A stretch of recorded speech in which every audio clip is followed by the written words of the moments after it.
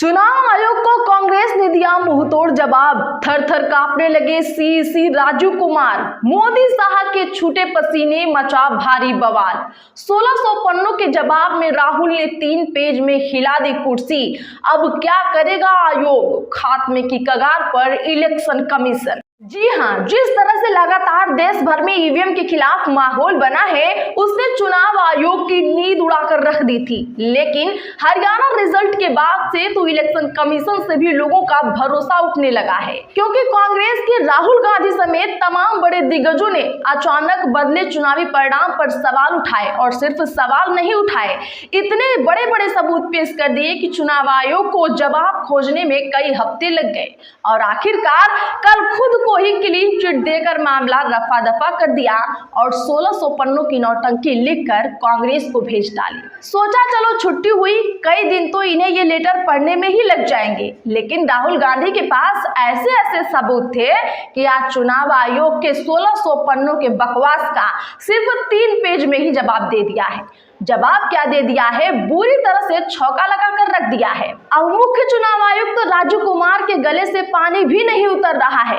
राहुल गांधी ने जवाब में ऐसा क्या लिख दिया है कि अब उसका जवाब देने में चुनाव आयोग के तोते उड़ गए हैं और मोदी शाह के खेमे में हड़कंप मच गया है। और अब इस जवाबी चिट्ठी का परिणाम क्या होगा? इसके जवाब में अब चुनाव आयोग को मजबूरन एक्शन लेना होगा।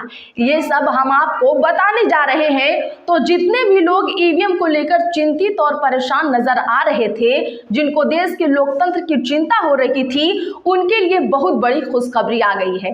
इसीलिए वीडियो को फटाफट से लाइक करके खबर को एकदम आखिर तक इत्मीनान से जरूर देखें। ये बात तो तभी साफ हो गई थी कि दाल में कुछ काला है, जब काउंटिंग के दिन अचानक परिणाम एक तरफा भारतीय जनता पार्टी के पक्ष में हो गए। यहाँ तो पूरी की पूरी दाल ही काली निकली। भाजपा के बड़े बड़े नेता भी इस रिजल्ट से हैरान हो गए। सारे सर्वे फेल हो गए, सारे पूर्वानुमान ध्वस्त हो गए। परिणाम आने के तुरंत बाद कांग्रेस ने हाई लेवल प्रेस कॉन्फ्रेंस बुलाई और उसी दिन चुनाव आयोग को सबूत के साथ लेटर लिख दिया। यह तो कांग्रेस को पहले से ही अंदेशा था कि चुनाव आयोग इस पर कोई एक्शन नहीं लेगा, इसीलिए अगले ही दिन सुप्रीम कोर्ट पहुंच गए। लेकिन जस्टिस डीवाई चंद्रचूड़ इससे काफी ज्यादा भड़क गए। इस याचिका में वोटिंग काउंटिंग के दौरान ईवीएम में गड़बड़ी का आरोप लगाकर 20 विधानसभा सीटों पर दोबारा चुनाव कराने की मांग की गई थी। कांग्रेस ने इस याचिका पर जल्द से जल्द सुनवाई करने की गुहार लगाई थी, लेकिन इस पर सुप्रीम कोर्ट ने सुनवाई करते हुए याचिकाकर्ता को फटकार लगाई। कोर्ट ने कहा, ऐसी याचिका दायर करने पर आप पर जुर्माना भी लगाया जा सकता है। आप कागजात सौंपिए, हम देख लेंगे। मुख्य न्यायाधीश डीवाई चंद्रचूड़ की पीठ ने याचिका खारिज करते हुए पूछा, क्या आप चाहते हैं कि हम चुनी हुई नई सरकार का शपथ ग्रहण रोक दें? सुप्रीम कोर्ट के इस रुख से देश भर में पहले से ही गुस्सा है और लगातार जगह जगह प्रदर्शन और धरने दिए जा रहे हैं। इसी के हफ्ते भर बाद चुनाव आयोग ने भी अपने आप को ही क्लीन चिट देते हुए राहुल गांधी को जवाब दे दिया। वो भी ऐसा जवाब दिया कि सिर्फ कांग्रेस को ताना मारा है और गोलमोल जवाब देकर सिर्फ बातें बनाई है। इसके बाद तो बवाल ही मच गया। सूत्रों से पता चला कि राहुल गांधी ने टीम के साथ मिलकर रात भर 1600 पन्नों को पढ़कर ऐसा जवाब तैयार किया है कि अब उस जवाब के साथ राहुल गांधी बड़ा एक्शन लेने जा रहे हैं और अपने ही जवाब में चुनाव आयोग फंसता नजर आ रहा है।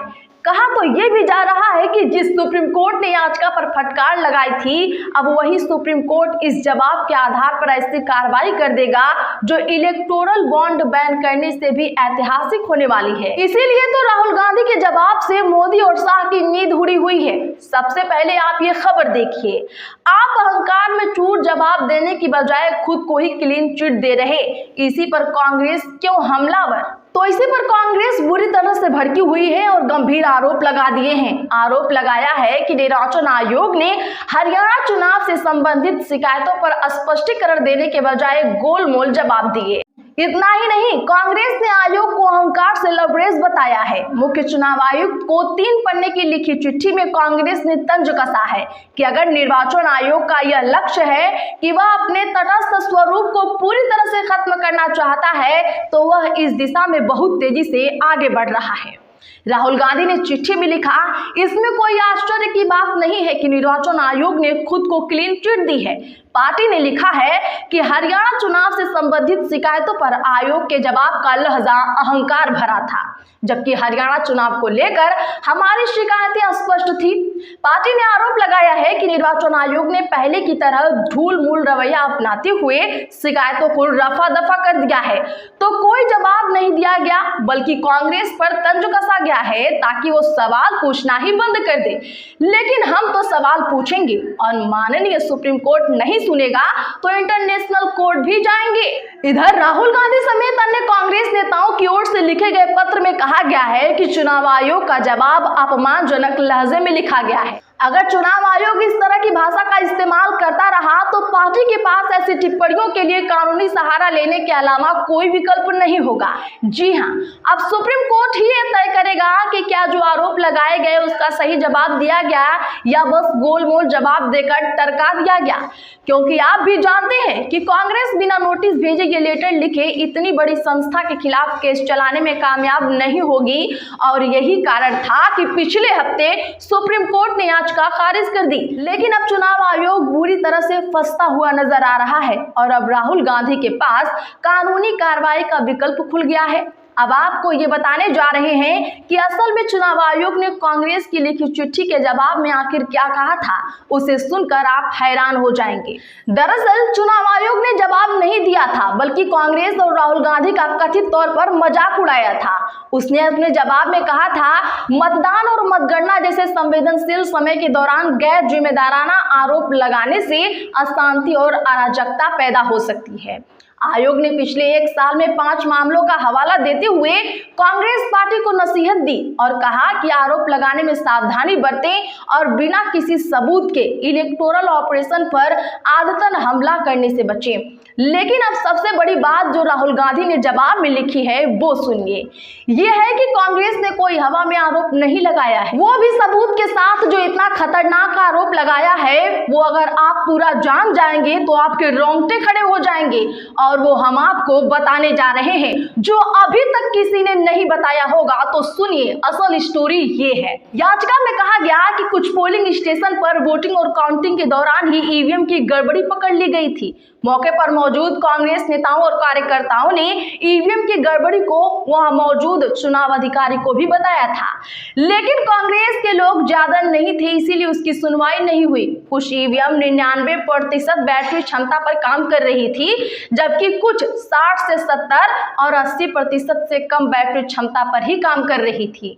अब सवाल ये उठ रहे हैं कि ये गेम उन्हीं सीटों पर क्यों हुआ जहां अचानक से रिजल्ट में बदलाव हो गया, और क्यों उन्हीं सीटों की ईवीएम को चार्ज करना पड़ा।